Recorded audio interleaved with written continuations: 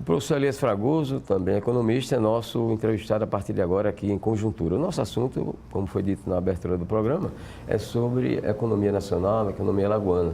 Mas dentro dessa questão também econômica, a gente vai iniciar com a opinião do professor Elias a respeito do que está acontecendo com o bairro do Pinheiro, aqui em Maceió. Professor, obrigado aqui pela presença mais uma vez. E aí, qual a sua opinião sobre essas ocorrências no bairro do Pinheiro? Bom dia, Flávio. Eu acho que o Pinheiro é um reflexo claro, nítido, do que é Alagoas. Alagoas de sempre, não é de hoje. Existem algumas questões aqui que a gente tem que analisá-las, que o tempo é curto, então a gente vai citar assim, pontualmente algumas questões para chegar lá no Pinheiro, né? Acho que nós batemos um recorde mundial, temos vários negativos, de levar 25 anos para construir 20 quilômetros de asfalto da principal via de acesso turística do estado, que era a Estrada do Francês. Foram 25 anos para a gente conseguir terminar aquilo lá. Nós somos o único estado brasileiro em que a BR-101 não alcança o estado vizinho. A relação é grande. Quando a gente chega nessa questão do bairro do Pinheiro, a gente tem que olhar o conjunto dessa coisa. Há um ano atrás, pelo que eu tenho informação, houve uma reunião no CONFEA, no CREA, em que se foi definido com um grupo local, eu não estava presente em Alagoas nesse momento, em que seriam tomadas medidas que até hoje, um ano depois, não aconteceram. Claramente, o que tem acontecido é o que sempre aconteceu. Um jogo de empurra, uma incompetência generalizada e uma falta de vontade política de resolver as coisas. Esse Estado não consegue andar desse jeito. O Pinheiro é reflexo direto disso. O organismo estatal, federal, que está fazendo o trabalho, está sendo feito aí, vocês acabaram de ouvir o entrevistado anterior comentar da falta de recursos do órgão, já deliberou claramente que é preciso retirar as pessoas da área vermelha. Isso tem mais de 6 meses. O que é que foi feito? O que é que está acontecendo para se esperar essa tragédia anunciada eventualmente vir a acontecer?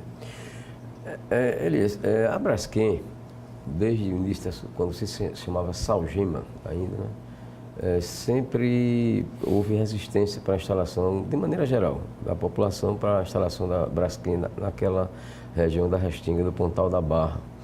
E eu lhe pergunto, essa área era a única adequada para a implantação dessa fábrica? Em absoluto.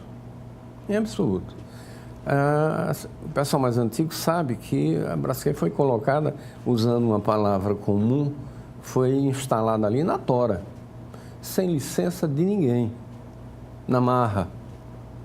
10 anos depois dela funcionando, é que, pressionada por um movimento ali já na década de 80 e alguma coisa... Movimento pela vida. Pela vida, exatamente, esse é o termo, o nome, que se foi buscar, então, a regularização disso, etc., que é uma história que a gente pode conversar já. Mas o que eu quero colocar é, já de início, como é que a coisa funcionou. Tem uma declaração do então secretário de Obras na época, secretário de Viação e Obras, em que ele dizia o seguinte, que foi praticamente pressionado para que fosse liberada aquela área, porque se não fosse ali, iam instalar em outro local, não iriam. Era no estado de Alagoas, é o estado de Alagoas que detém o maior manancial de salgema. Mas não sendo em Alagoas e não sendo ali, seria onde? Você pode colocar uma fábrica em qualquer lugar, desde que você tenha energia, água e a infraestrutura mínima necessária. Na época, quando se estava discutindo essa questão, que já estava posta, porque infelizmente, quando se veio discutir Salgema, ela já era uma realidade, ela já estava instalada e operando. O grande argumento das empresas detentoras das ações da companhia era que, número 1, não havia outro local no Estado, do ponto de vista econômico, que viabilizasse a implantação em uma outra área. Mentira. Poderia ter sido feito onde é hoje o polo cloroquímico. Não haveria nenhum problema. O que teria que fazer era trazer de lá para o porto, etc, etc, etc. Isso aqui é coisa mais do que conhecida no Estado.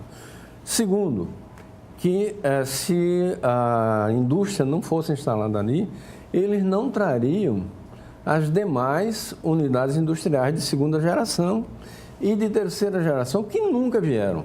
Foram instaladas na Bahia, de onde era a Odebrecht, dona da então Salgema, uma das donas da então Salgema, que virou Braskem.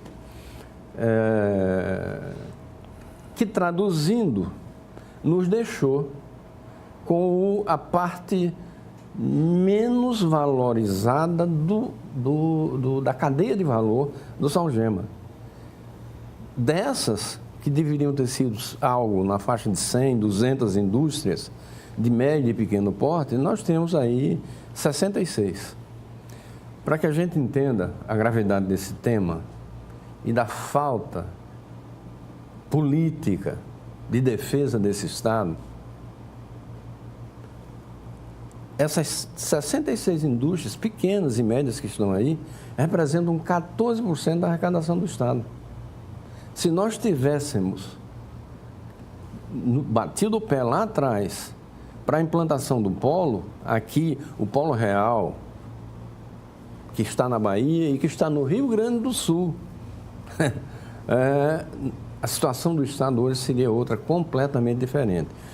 O que não é verdade. Essa indústria, ela apenas e tão somente explora os nossos recursos naturais. Nem emprego ela gera aqui. Mais de 60%, 70% do pessoal técnico dela é gente de fora.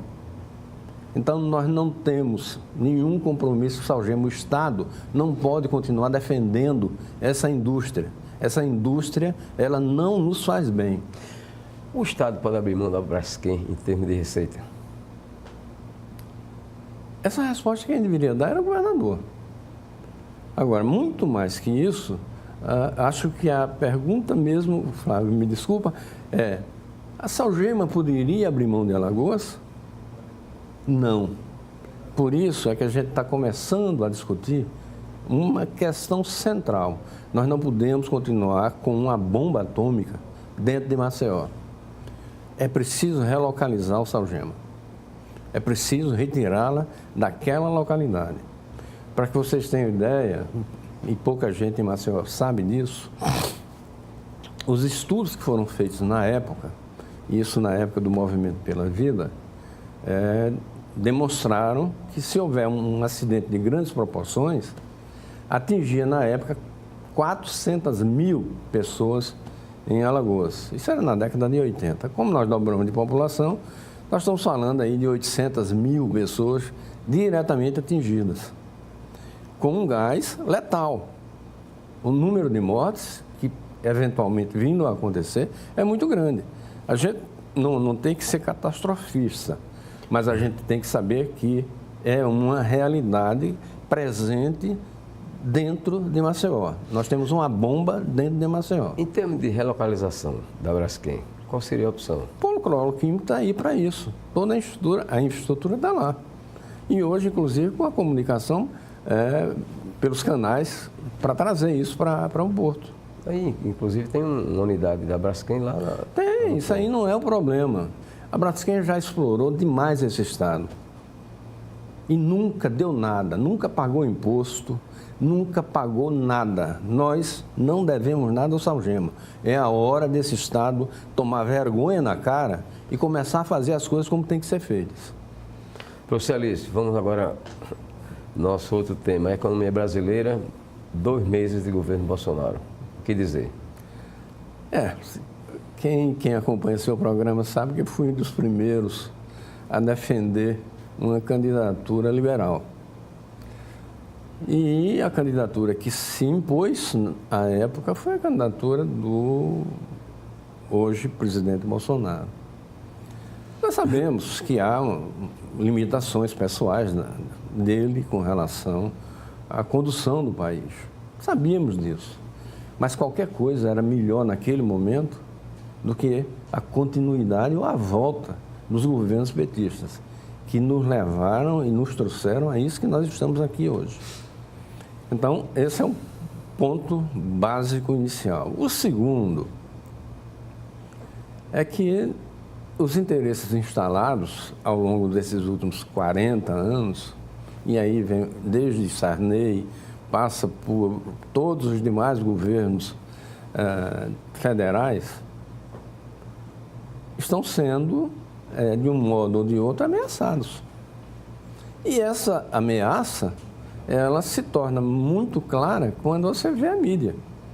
A mídia, ela explora negativamente qualquer situação que esse governo eventualmente venha fazendo, né? Ao ponto de agora estar tentando desmoralizar o Moro, está tentando desmoralizar o Guedes, como se eles tivessem sido desautorizados por uma questão absolutamente interna.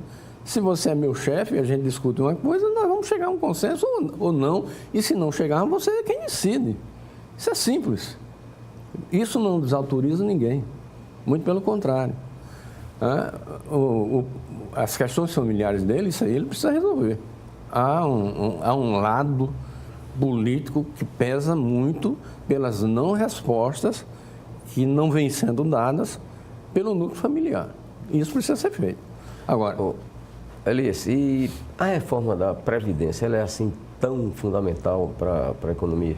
Bom, esse país chegou num ponto que ou faz ou faz. Se alguém lembrar, há 10 anos atrás, a Grécia quebrou. A Grécia quebrou exatamente por resistir a fazer as reformas. Governos de esquerda que se mantiveram no poder durante muitos anos foram empurrando de barriga essas reformas e talvez, e é importante que as pessoas saibam disso, os aposentados tiveram 50% de corte nos seus vencimentos para poder o país, 10 anos depois, estar saindo da crise. Esse é um dado que é preciso que a gente entenda. O segundo, que a quebradeira foi absolutamente geral. Se nós estamos hoje quebrados, vai acabar de quebrar o resto. E leva tempo, isso não se resolve da noite para o dia. Então, não se pensa que é o que a imprensa está querendo impingir ao governo e o governo não está sabendo responder. Vai resolver as coisas da noite para o dia. Isso não se resolve da noite para o dia, isso vai levar anos e anos. Agora, a reforma é fundamental. Uma crítica que se faz ao governo atual, é que quer utilizar o modelo chileno, que lá não deu certo. Pelo menos a realidade do Chile hoje é muito complicada em relação à anterior, no que diz respeito à questão da Previdência. E aí? Bom, primeiro, a gente tem que entender que o Chile hoje é o primeiro país da América do Sul, em termos de PIB. O PIB do Chile hoje, de 20 anos para cá, cresceu já se aproximando do PIB dos países desenvolvidos. Essa é uma questão. A questão do modelo da Previdência é evidente. Tem algumas coisas que precisam ser ajustadas. Por isso vai passar pelo Congresso. Cabe ao Congresso fazer os ajustes. Não esses ajustes politiqueiros, populistas, que estão sendo discutidos aí, mas os ajustes reais que precisam ser feitos. É verdade. Há algumas questões que precisam ser trabalhadas, questão do gatilho, enfim, alguns pontos que são muito técnicos para a gente entrar aqui nesse detalhe. Mas o que importa é saber que essa reforma, ela vai sair via Congresso. Então, o Congresso existe para aperfeiçoar essas coisas. Esperamos que eles façam o trabalho deles, que até hoje não foi feito. Outra coisa que se fala é que antes de partir para uma reforma radical na Previdência, o governo poderia cobrar os grandes devedores da Previdência, o que não faz há muito tempo. E aí? É verdade. Com essa justiça que a gente tem hoje, como é que resolve? Você entra com uma ação, a grande empresa tem 200 advogados para levar isso 25 anos. Todas as ações estão submetidas ao crivo da justiça. Se houvesse rapidez nisso, claro, é óbvio que o empresário já teria pago ou estaria preso. Não é o que acontece. O problema não é o governo, o problema é a justiça que não julga, que não anda, que é lenta, que é lerda. Ok, nosso muito obrigado ao professor e economista Elias Fragoso pela sua participação, mais uma vez aqui em Conjuntura. Voltamos na próxima semana, lembrando, agradecendo também a você, telespectador, por nos acompanhar.